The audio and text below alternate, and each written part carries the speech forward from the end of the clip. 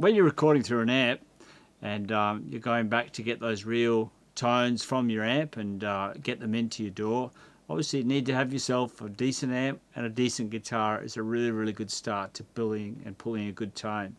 Then from there you get into, where do I place my microphones? So straight away, the sound that I was after with this is a classic sort of Gibson Marshall type tone.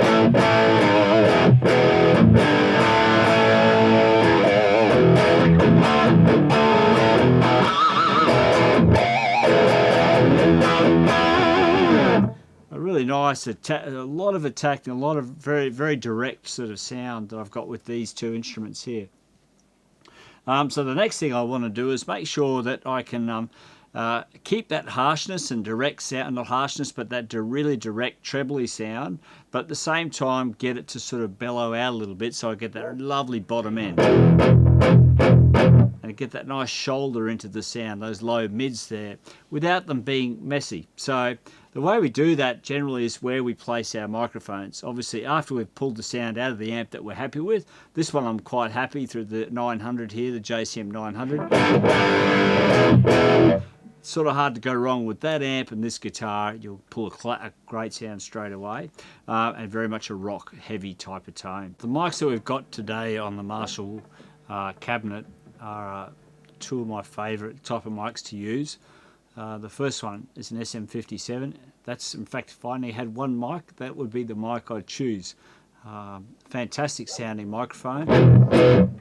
Really captures the girth and the lovely low fineness of the guitar, which is, in my mind, something that can be easily lost with modern technology. So we're capturing that really organic rock guitar tone with a Gibson, a Marshall and a 57.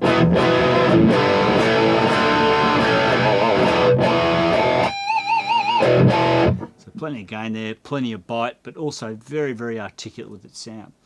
Now I'm also using a U87 condenser mic here as well, and the reason I'm using that is it actually gives me a lovely sense of depth with the sound, or the ability to blend that sound, the very bright UA87, with the 57, the SM57.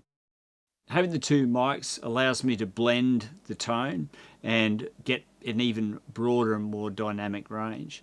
So I'll show you with the using the 57. If we move it around the speaker cone, we can get some really interesting sounds, and it's also a really nice demonstration into mic placement.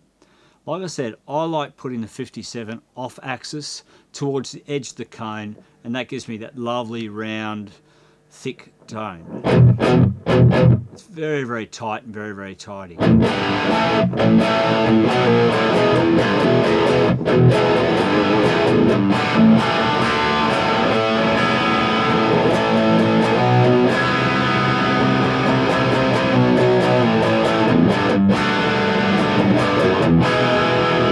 So for chords, a lot of power chord playing and open chord playing, there's a lot of clarity there. And a lot of bottom end as well.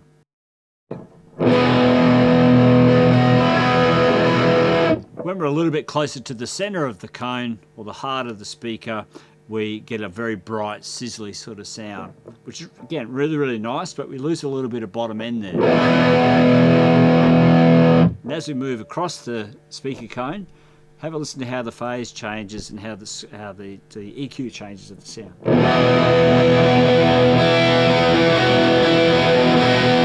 So you hear we're right in the heart of the cone there, and it's really sizzly and really bright. So we'll continue to move across the cone. You can hear how it changes even further.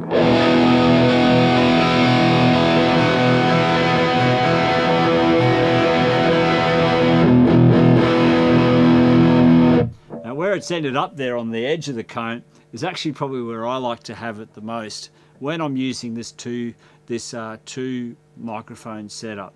When I only use 157, I'll have a little bit closer to the heart of the speaker, so it gives me the clarity that I need.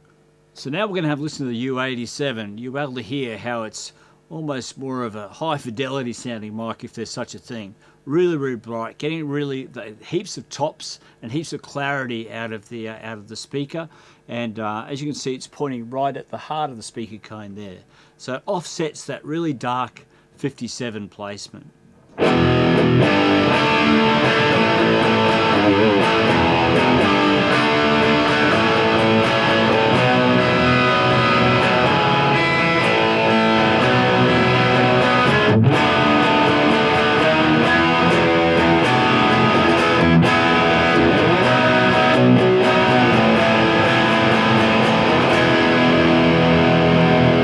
Lots and lots of sizzle, lots and lots of tops in that sound. Really beautiful sound, and you'll be able to hear shortly that when we blend the two together, we get a really, really broad but a really wide sort of sounding guitar, distorted guitar sound, but still has plenty of focus as well.